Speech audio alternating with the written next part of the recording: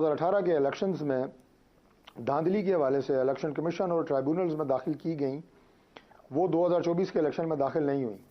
اس وقت اعتراضات 2024 کے الیکشن سے زیادہ تھے۔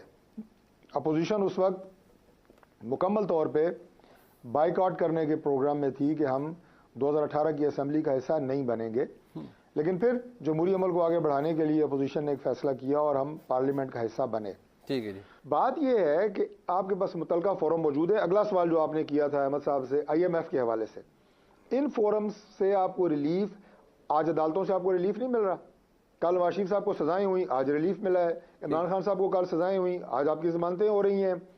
ہمیں عدالتوں پہ اس سے پہلے ہمیں بھی چلے، اپنے دور میں کبھی اعتراض رہا، لیکن کیا قاسم سوری صاحب کا حلقہ ٹرائیبونل نے نہیں کھولا؟